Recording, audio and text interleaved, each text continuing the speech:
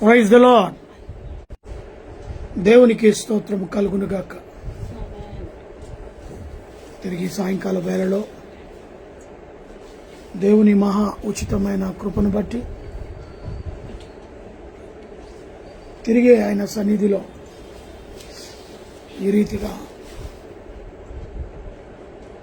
సాయంకాల వేళలో కొన్ని నిమిషాలు గడపటానికి అనుగ్రహించిన సమయాన్ని బట్టి దేవాతి దేవునికి వందనాలు.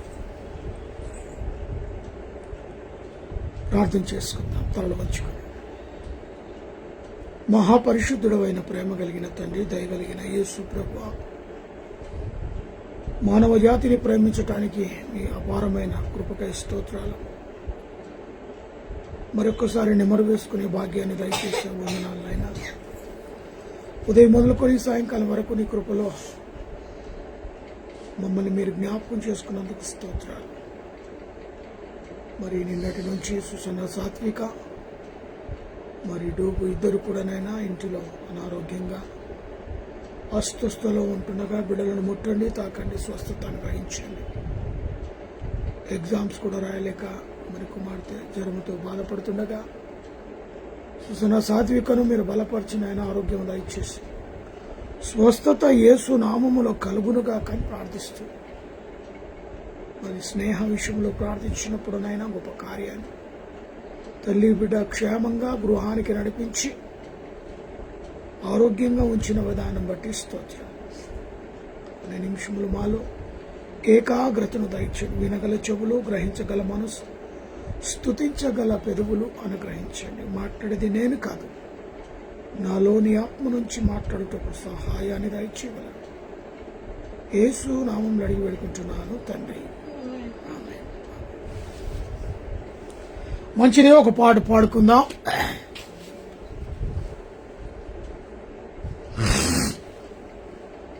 ప్రేమతో నిన్ను ఆరాధింతుమా ప్రియుడా నా యేసయ్యా, ప్రేమతో నిన్ను ఆరాధింతుమా, ప్రేమతో నిన్ను ఆరాధింతుమా ప్రియుడా నా యేసయ్యా,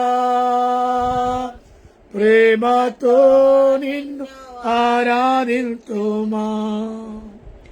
మేఘ స్తంభమై ఉన్నానంటివే, అగ్ని స్తంభమై ఉన్నానంటివే, మేఘ స్తంభమై ఉన్నానంటివే, అగ్ని స్తంభమై ఉన్నానంటివే. శ్రమ వెంబడి శ్రమలొచ్చి నిన్ను విడువను మరువనంటివే, వెంబడి శ్రమలొచ్చి నిన్ను విడువను మరువనంటివే. ప్రేమతో నిన్ను ఆరాధింతుమా ప్రియుడా యేసయ్యా, ప్రేమతో నిన్ను ఆరాధింతును. నీ చేతితో నన్ను పట్టుకున్నావే, నీ సాక్షిగా నన్ను నిలుపుచుంటివే, నీ చేతితో నన్ను చెక్కుకుంటివే, నీ సాక్షిగా నన్ను నిలుపుచుంటివే. నిండాలచినే నేరాసిల్లినా, నీ ఆత్మ చేత నన్ను నడుపుచుంటివే. నిందాలచినే నేరాసిల్లినా, నీ ఆత్మ చేత నన్ను నడుపుచుంటివే. ప్రేమతో నిన్ను ఆరాధింతును ప్రియుడా నా యేసయ్యా, ప్రేమతో నిన్ను ఆరాధింతును. కన్న తల్లి వలె ఆదరించితివే, కన్న తండ్రి వలె జాలి చూపితివే, కన్నా తల్లి వాళ్ళే ఆదరించితివే, కన్నా తండ్రి వాళ్ళే జాలి చూపితివే, కన్నవారైనా నన్ను మరచి నిన్ను విడువను మరువనంటివే, కన్నవారైనా నన్ను మరచి నిన్ను విడువను మరువనంటివే, ప్రేమతో నిన్ను ఆరాధింతును ప్రియుడా నా యేసయ్యా, ప్రేమతో నిన్ను ఆరాధింతును. హల్లెలూయా. హల్లెలూయా. దేవునికి స్తోత్రము కలుగునుగాక. తిరిగి ఎబ్రీలకు వస్తున్న పత్రిక 9వ అధ్యాయము కొన్ని వచనాలు చదువుకొని నేడు దిన వాక్యముగా ధ్యానిస్తాం.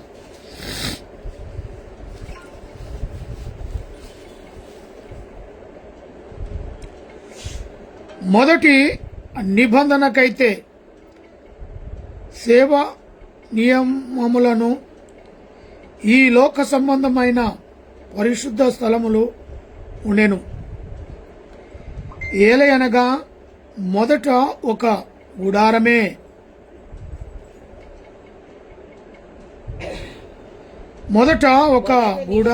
అయితే సేవ నియమములను ఈ లోక సంబంధమైన పరిశుద్ధ స్థలమును ఉండెను.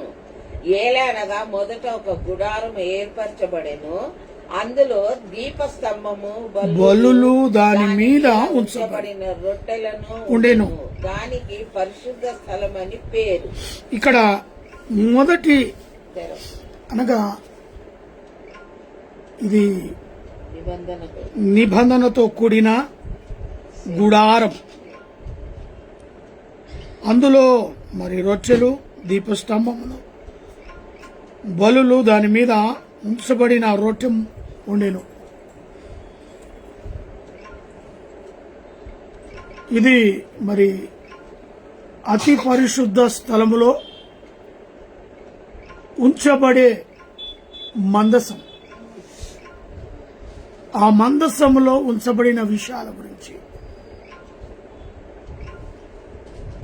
మొదటి నిబంధన అయితే ఈ విధంగా ఉండేది అనే విషయాన్ని భక్తుడు సెలవిస్తూ ఉన్నాడు. రెండవ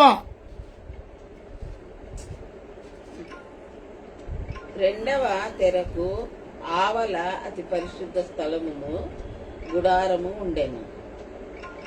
అందులో సువర్ణ ధూపార్జియు అంతటను బంగారు రేకులతో తాపబడిన నిబంధన మందసము ఉండెను.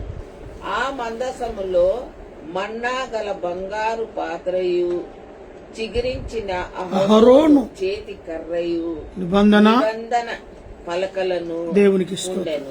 ఇక్కడ ఆ యొక్క మందసములో ఉంచబడిన విషయాన్ని తేటగా చెప్పబడుతున్నాడు.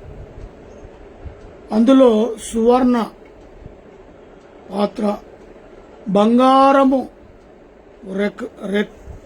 రేకుతో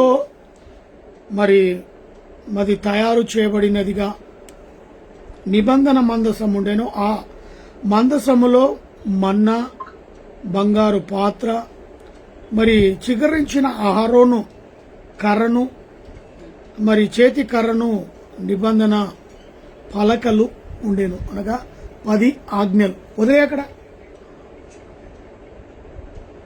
10 ఆజ్ఞలు ఉండెను.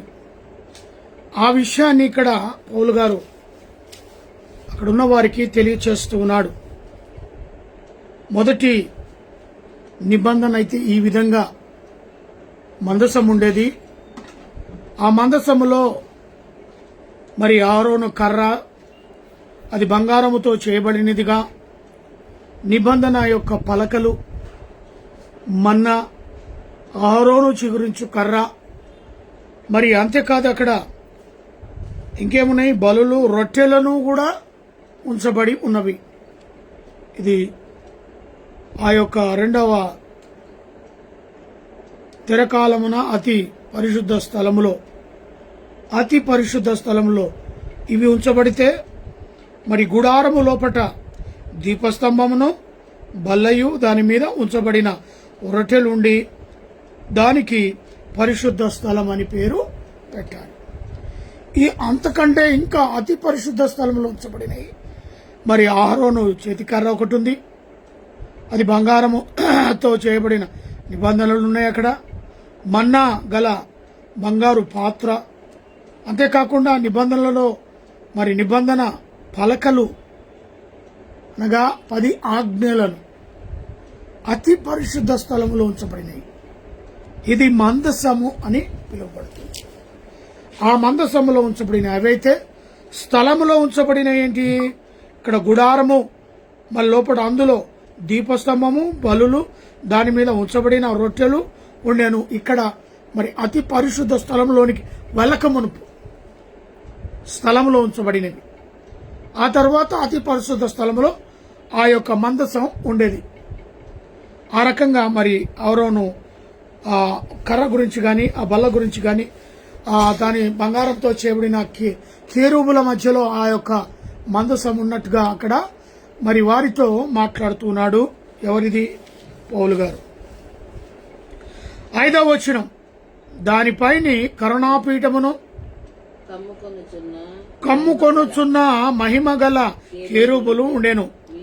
వీటిని గురించి ఇప్పుడు వివరముగా చెప్ప వల్లపడదు. ఎందుకంటే దానిపైన కరుణాపీఠము మీద మరి కొమ్ము కొనుకొనుచున్న మహిమగల కేరూబులుండెను. అవి బంగారముతో చేయబడినాయి. మరి కరుణాపీఠము అక్కడ ఈ యొక్క కేరూబుల మధ్య మందసమును తయారు చేసి ఉంచబడినవి. మరి 6వ వచనంలో ఇవి ఇలాగూ ఏర్పరచబడి నప్పుడు యాజకుడు సేవ చేయుచు నిత్యమును ఈ మొదటి గుడారములోనికి వెలుదురు గాని సంవత్సరమును మొదటి గుడారం సంవత్సరమునకు ఒక్కసారి మాత్రమే ప్రధాన యాజకుడే రక్తము చేత పట్టుకుని రెండు మరి రెండవ గుడారములోనికి ప్రవేశించును. ఆ రక్తము తన కొరకును ప్రజల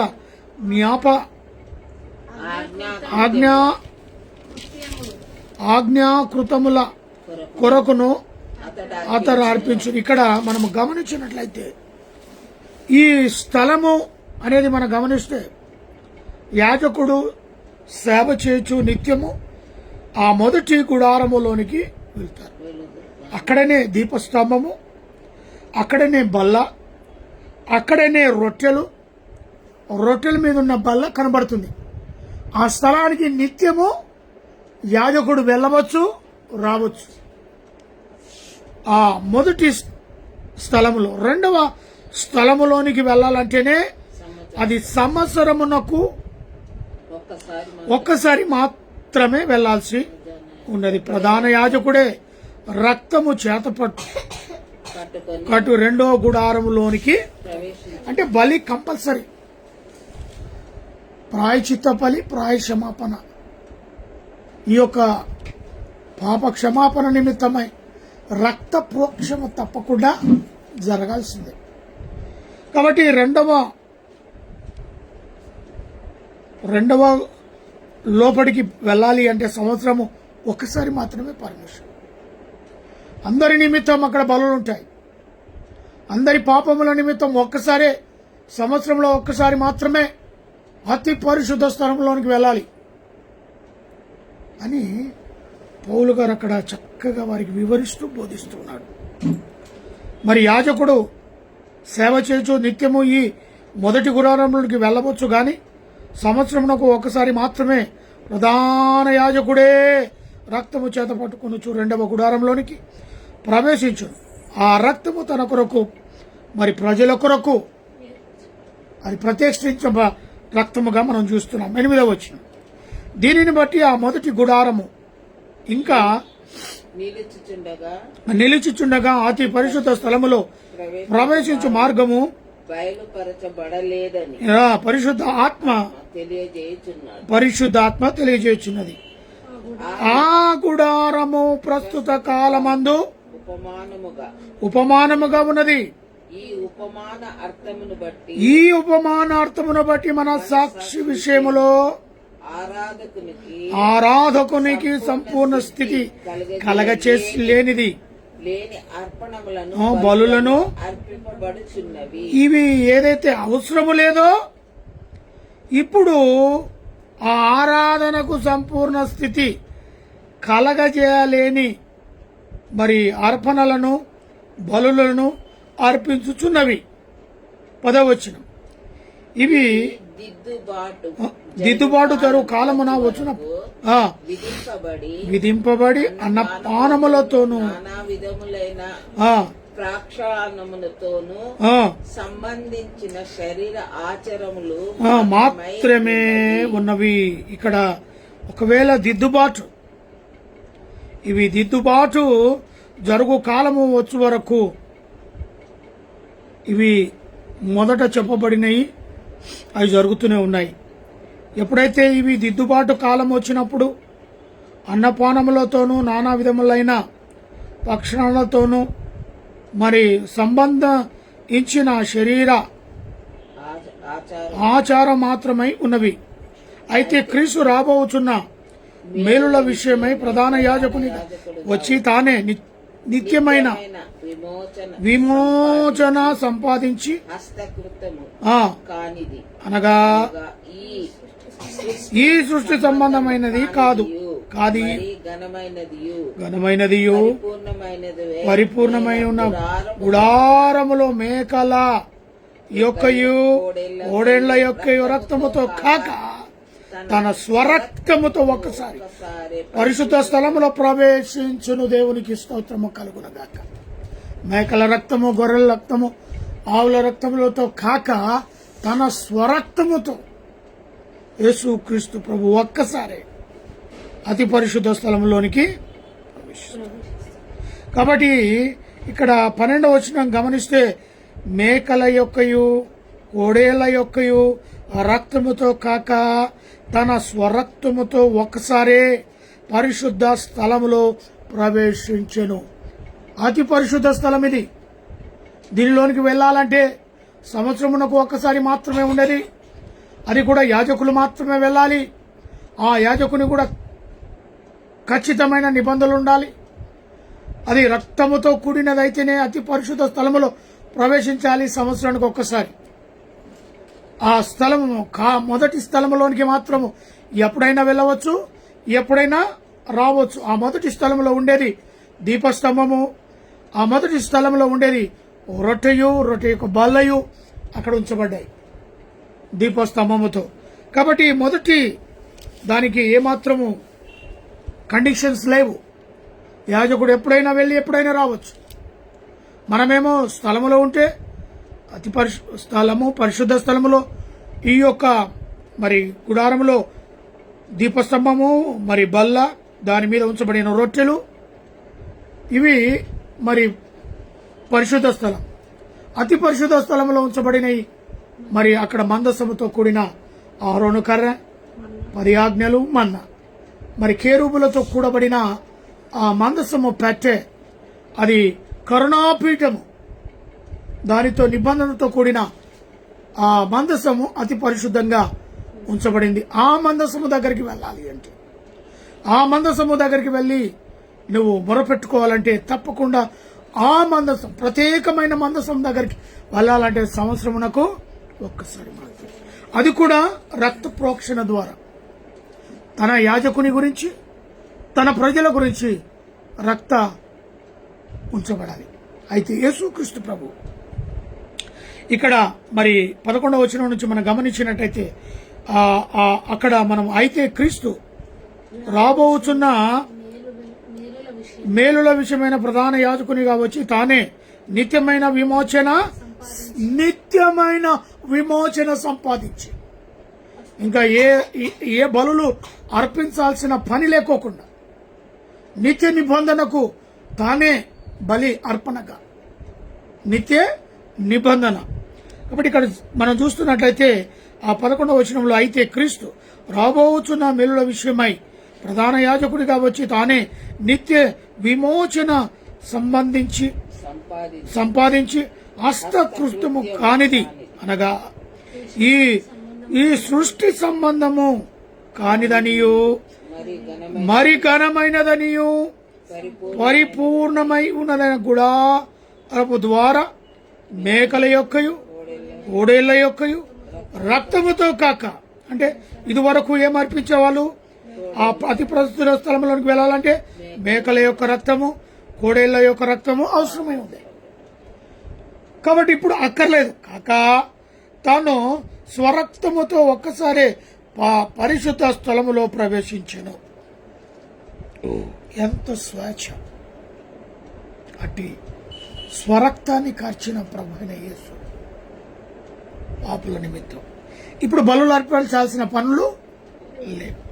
13వ వచనం, ఏలయనగా మేకల యొక్కయు కోడేళ్ల యొక్కయు రక్తము ఎడ్ల యొక్కయు రక్తమును మైలపడిన వారి మీద ఆవు దూడ బూడిద చల్లితే శరీర శుద్ధి కలుగునట్లు పరిశుద్ధపరిచిన ఎడల నిత్యుడగు ఆత్మ ద్వారా తన్ను తాను దేవునికి నిర్దోషినిగా అర్పించుకొనిన క్రీస్తు యొక్క రక్తము నిర్జన క్రియలను విడిచి జీవము గల దేవుని సేవించుటకు మీ మనసాక్షిని ఎంతో ఎక్కువగా శుద్ధి చేయును.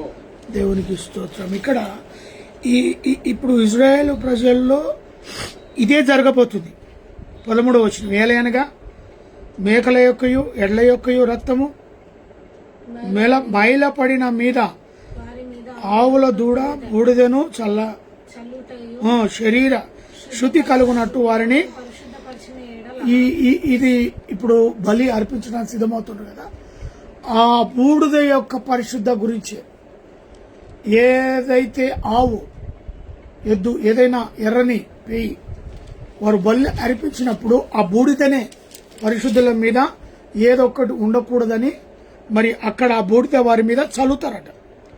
అది నిత్యమగు ఆత్మ ద్వారా తను తాను దేవునికి నిర్దోషిగా ఎంచబడు అనుకొని క్రీస్తు యొక్క రక్తము ఇక్కడ అదే కావాలి, అదే కరెక్ట్ అనుకొని వాళ్ళు చేస్తున్నారు. కానీ ఇక్కడ దానికంటే విలువైనతో కూడింది పక్కన పెట్టి, దానికంటే విలువతో కూడినది ఏం చేశారంటే వీళ్ళు పక్కన పెట్టి ఆ కింది వచ్చిన మనం చూస్తే కింది లైన్లో క్రీస్తు యొక్క రక్తము నిర్జీవ క్రియలను విడిచి వారు ఇప్పుడు దేని కొరకు ప్రయాసపడుతున్నారు? ఆ ఎర్రని పేయి యొక్క బూడిద విషయంలో అది అవసరం లేదు ఇప్పుడు, కానీ వారు ప్రయాసపడుతున్నారు. జీవము గల దేవుని సేవించుటకును మీ మనస్సాక్షిని ఎంతో ఎక్కువగా శుద్ధి చేయును. కాబట్టి ఇప్పుడు అది అక్కర్లేదు అన్న ఎవడు వినేటట్లేడు. ఇప్పుడు అది ఆల్రెడీ ఆ కార్యక్రమం జరగడానికి సిద్ధమైన ఒక ట్రయల్ కూడా జరిగింది. కానీ అది తప్పక ఇజ్రాయెల్లో యూదులు జరిగిస్తారు. క్రీస్తు ఒక్కసారి బలిగా అర్పించబడిన తర్వాత ఇంకా అక్కర్లేదు అక్కడ. కానీ వారు క్రీస్తును అంగీకరించారు కాబట్టి క్రీస్తు వ్యతిరేకమైన కార్యాలుగా వాళ్ళు చేస్తారు.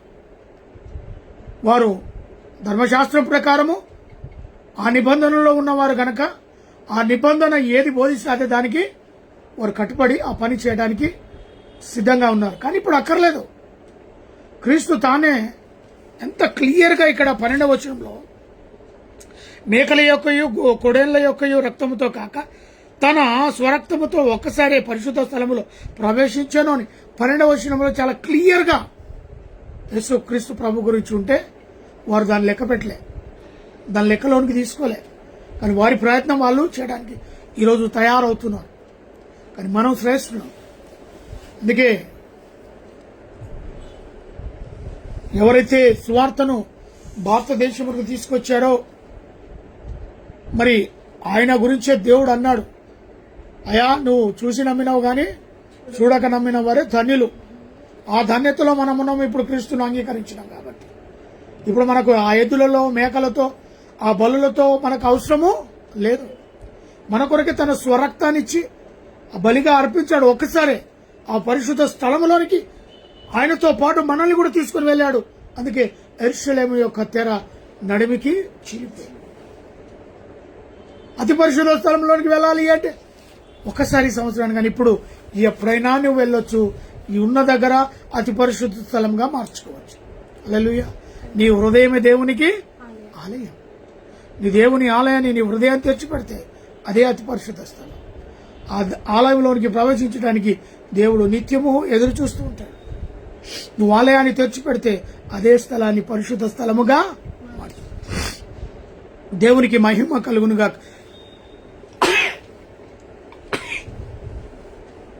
ఇంకా చాలా విషయాలను తెలుసుకుందాం.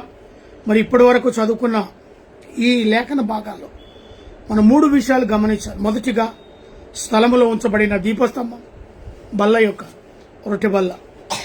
అది స్థలములో పరిశుద్ధ స్థలములో ఉంటే అతి పరిశుద్ధ స్థలములో ఉంచబడినవి. మరి అక్కడ కరుణాపీఠము, దాని మీద కేరుబుల పెట్టె లోపట కరుణాపీఠం లోపట ఉంచబడినది మన్నా. మరి అహరోను కర్ర, చిగురించు అహరోను కర్ర. మూడవదిగా మరి 10 ఆజ్ఞల నిబంధన. ఇవి మరి ఉంచబడిన కరుణాపీఠంలో ఉంచబడినవి. కాబట్టి వీటిని మరి దేవుడు ఏమన్నాడు? దీన్ని మందసముగా ఎంచుకున్నాడు. కాబట్టి ఈ మందసమును వారు అతి పరిశుద్ధ స్థలం నుంచి వారు అతి పరిశుద్ధ స్థలానికి యాజకుడు వెళ్ళాలంటే సంవత్సరమునకు ఒకసారి మాత్రమే. అది కూడా ప్రజల కొరకు, తాను కొరకు రక్త ప్రోక్షణ జరగాల్సి. కానీ స్థలములోనికి, పరిశుద్ధ స్థలంలోనికి వెళ్ళడానికి నిత్యము వెళ్ళొచ్చు. ఆ స్థలంలో ఉంచబడింది దీపస్తంభము, మరి బల్ల మీద ఉంచబడిన రొట్టెలు. అది ఎప్పుడైనా వెళ్ళి రావచ్చు, ఏ టైం అయినా. కానీ అతి పరిశుద్ధ స్థలానికి వెళ్ళడానికి వీలు. ఆ విధంగా మరి ఇంత కండిషన్లో మోషే యొక్క కాలంలో ఉన్నప్పుడు యేసుక్రీస్తు ప్రభు ఈ లోకానికి రావాల్సి వచ్చింది. ఆయన వచ్చినప్పుడు మరి ఏ మేకలతో పని లేదు, ఏ కొడేళ్లతో రక్తంతో పని లేదు.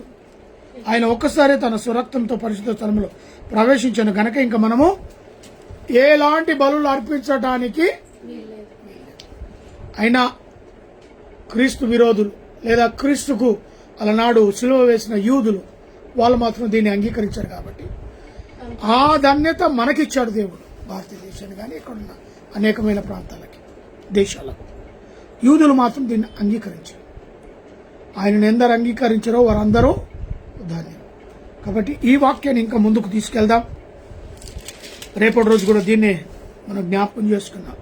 మొదటిది, రెండవదిగా 2 భాగాలుగా చూసుకున్నాం. మరి 3వ భాగానికి తిరిగి వెళ్దాం. దేవుడి ఇట్లా దివ్యమైన వాక్యాన్ని దీవించి తన రెక్కల కింద భద్రపరచును గాక. ప్రార్థన చేసుకున్నాం. మహాపరిశుద్ధుడమైన ప్రేమ కలిగిన తండ్రి, దయగలిగిన యేసు ప్రభు, వాక్యాన్ని వివరించి చక్కగా అక్కడున్న యూదులతోనే మాట్లాడాడు నాయన పౌలు గారు. చాలా చక్కగా వివరణ ఆ స్థలాల గురించి, మొదటిది, రెండవది, ఏ విధంగా ఉండాలి, ఏ విధంగా అతి పరిశుద్ధ స్థలం, ఇవన్నీ కూడా చాలా క్లియర్ కట్గా అక్కడున్న వారితో మాట్లాడాడు. అవే మాటలు మేము ఈనాడు నెమరు వేసుకున్నాం. ఇప్పుడు బలులు కానీ, మరి మేకల యొక్క రక్తము, అయా ఆవుల యొక్క రక్తము, ఎద్దుల యొక్క రక్తం మా కొరకు ఒక్కసారి మీరు బలిగా అర్పించబడ్డారు. శరీరాన్ని నలగొట్టబడ్డారు, రక్తం అంతా కార్చారు. మీ యవన కాలపు జీవితం సాక్రిఫైస్ చేశారు. ఆ రక్తంలో మేము మా పాపాలు ఒప్పుకుంటే చాలు, మేము శుద్ధులమైపోతాం. ఇంకా బలులు అర్పించాల్సిన పని లేకోకుండా మీరు ఒక్కసారే మా అందరి నిమిత్తం, ప్రపంచ యావత్తు నిమిత్తం మీరు బలిగా అర్పించబడ్డారు. అది యూదులకు తెలియదు, యూదులు నమ్మరు. అయా వారి యొక్క మనోనేత్రాలను తెరవమని, ఇజ్రాయేల్లో తండ్రి మీరు పరిపాలించిన ఆ యొక్క పరిపాలన కిందకు వారు కూడా రావాలని ప్రభా మేము కోరుతున్నాం, ప్రార్థిస్తున్నాం. వాళ్ళు ఇప్పుడు బలులు అర్పించడానికి సిద్ధమవుతున్నారు. అయా మరి అది మీకు విరోధంగా అయినప్పటికీ నీ రాకడో వారందరూ కూడా మారు మనసు పశ్చాత్తాపం పొందుకున్నటకు సహాయం ఇచ్చారు. నేటి దినము రాత్రి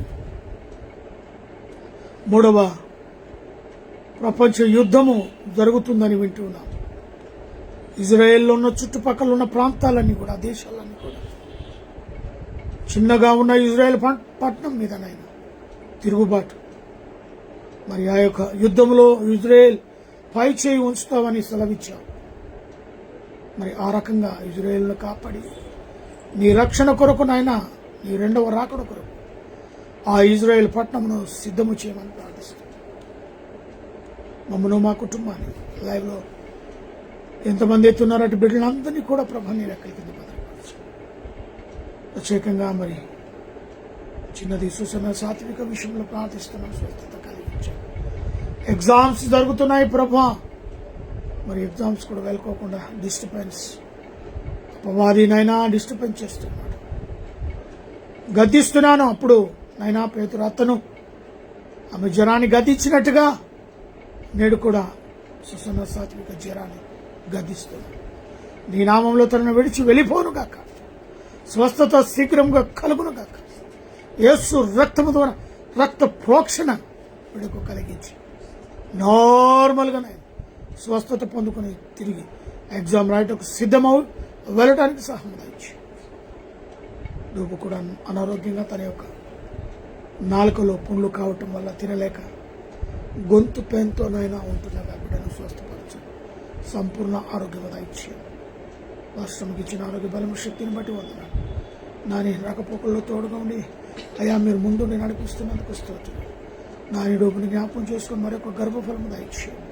ప్రత్యేకంగా నీ సన్నిధిలో గోజాడుతున్నాను, అడుగుతున్నాను. అదే రీతిగా నైనా మరి స్నేహ విషయంలో ప్రార్థించావు, చక్కటి డెలివరీ ఇచ్చావు, తల్లి బిడ్డ క్షేమంగా గృహానికి నడిపించావు, నీకు స్తోత్రాలు. ఇంకా ఆరోగ్య బలము శక్తిని, ఆమె కడుపునైనా పోయబడ్డది, సిజరీన్ ఆపరేషన్ ద్వారా బిడ్డను తీయడం, ఆ యొక్క గాయపడ్డ ఆ స్థలాన్ని, నీ గాయపడ్డ స్థలం ద్వారా బిడ్డను తాకి స్వస్థత, సంపూర్ణమైన ఆరోగ్యం దయచేయండి. అయా మరి శాంతను, అరుణం, తరుణం తండ్రి, మరి ఏంజిల్ని కూడా నిరేకల కింద భద్రపరచు. సంతోషముతో ఆనందముతో ఆ కుటుంబం జీవించడానికి సహాయం దయచేయండి. ఈ రీతిగా వామడుదల యొక్క కుటుంబాలను, వదిన మరుదల యొక్క కుటుంబాలను దీవించండి, ఆశీర్వదించండి. నాని యొక్క పేరెంట్స్, తన యొక్క తల్లిని, తండ్రిని, తమ్ముని, చెల్లిని, బావని అనుగ్రహించిన బిడ్డలను దీవించండి. మంగనూరు వంశాన్ని ప్రభ, నా తల్లింటి వారిని, తండ్రింటి వారిని, నా స్నేహితులను, క్లాస్మేట్స్, రక్త సంబంధులను విడువక నీ కృపలో ఆదరించి కాపాడండి. దేశ సరిహద్దులను, మిలిటరీ వారిని, పోలీసు వారిని, పరిశుద్ధ కార్మికులను, ప్రెస్ వారిని ప్రభా, డాక్టర్, నర్సులను, ఆయిలను, పేషెంట్ ప్రతి ఒక్కరిని దీవించి నీ రెక్కల కింద భద్రపరచండి.